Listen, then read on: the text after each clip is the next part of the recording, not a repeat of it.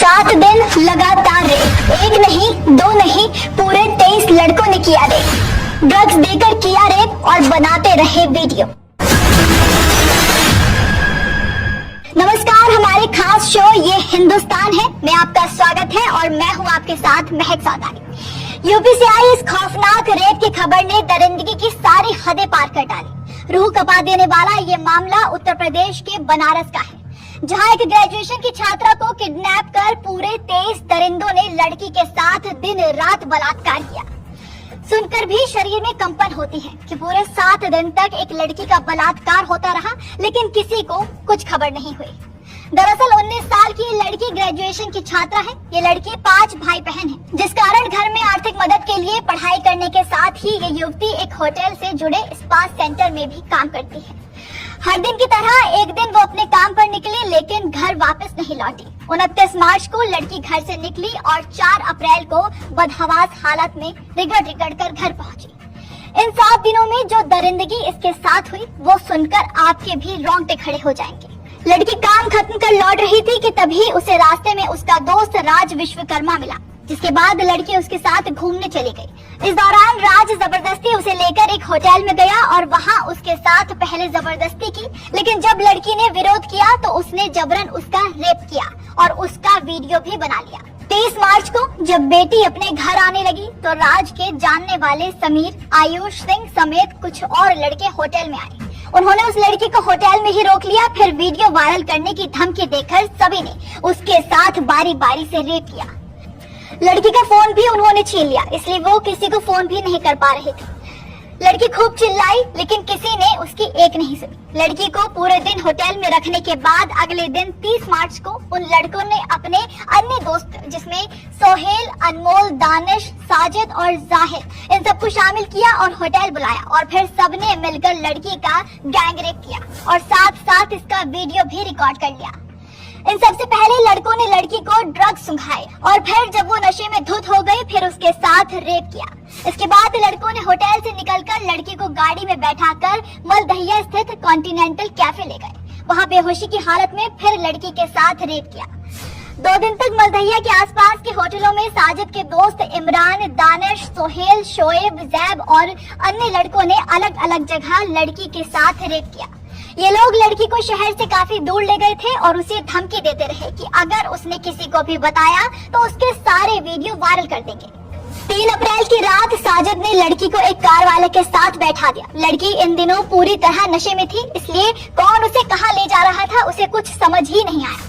Car में 5-6 लड़के पहले से मौजूद थे और उन लड़कों ने भी मिलकर चलती कार में लड़की के साथ रेप किया और फिर उसे सड़क पर फेंक कर भाग गए। इसके बाद बेटी बदहवास हालात में घर पहुंची और उसने पूरी कहानी घर वालों को बताई। इन दिनों में जब बेटी घर नहीं लौटी थी तो घर वालों को लगा कि वो ऑफिस के काम से कहीं बाहर गई है, क्योंकि वो अक्सर होटल के काम से दूसरे शहर में जाया करती थी। लेकिन जब 2 दिन बीत गए और बेटी का कोई फोन नहीं मिला तो घर वालों ने छानबीन शुरू की। 4 अप्रैल को बदहवास हालात में लड़की नशे में धुत किसी तरह घर पहुंची तो बहुत डरी हुई थी।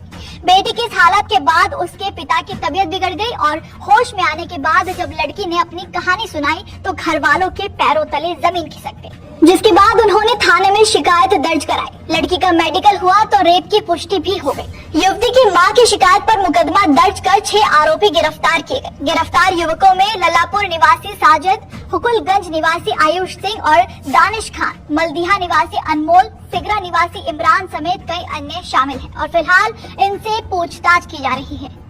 ये तो वो लड़के हैं जिनमें से कुछ का नाम लड़की को याद रहा, लेकिन जो अज्ञात हैं वो अब तक आराम से शहर में घूम रहे हैं। पुलिस का कहना है कि अन्य आरोपियों की गिरफ्तारी के लिए पुलिस की 3 टीमें लगाई गई हैं। पुलिस ने इस मामले में क्या कुछ कहा वो भी आप सुन लीजिए। आज 6 अप्रैल को थाना लालपुर में एक सामूहिक दुष्कर्म की एक शिकायत प्राप्त हुई। इसी के क्रम में ये बताना चाहूंगा कि ये घटनाक्रम 29 मार्च से 4 अप्रैल का है, जिसमें पीड़िता का ये कहना है कि 29 मार्च को सर अपनी मर्जी से गए थे उसके पास। 4 तारीख को पीड़िता के परिजनों द्वारा पुलिस को थाना लालपुर को सूचना दी थी कि उनकी बच्ची घर से चली गई है। उसके संबंध में उन्होंने मुख्य दर्ज करवाई और सेम ही डे थाना लालपुर पुलिस द्वारा बच्ची को साइबर बरामद किया गया। उस दिन ना पीड़िता के द्वारा ना उनके परिजनों द्वारा किसी तरह की कोई शिकायत की गई कि कोई दुष्कर्म हुआ है। इस खबर को सुनने के बाद लोग सभी आरोपियों की कड़ी से कड़ी सजा की मांग कर रहे हैं और कानूनी रूप से इन्हें क्या सजा मिलनी चाहिए और क्या देश का कानून कहता है वो भी हम आपको बता देते हैं। गैंगरेप के दोषियों को भारतीय दंड संहिता यानी आईपीसी के तहत कड़ी सजा का प्रावधान है, जिसमें न्यूनतम 10 साल की सजा और आजीवन कारावास या फिर मृत्यु दंड तक शामिल हो सकता है। आईपीसी की धारा 376 के तहत बलात्कार के लिए सजा का प्रावधान है, जिसमें कम से कम 10 साल की सजा और आजीवन कारावास की सजा शामिल है।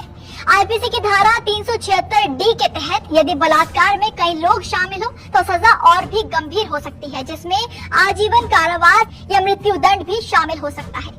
आईपीसी की धारा 376 ए के तहत नाबालिग से बलात्कार के मामले में सजा और भी गंभीर है, जिसमें आजीवन कारावास या मृत्यु दंड तक की सजा का प्रावधान है। लेकिन इस मामले में अब तक कोई ठोस कदम नहीं उठाया गया।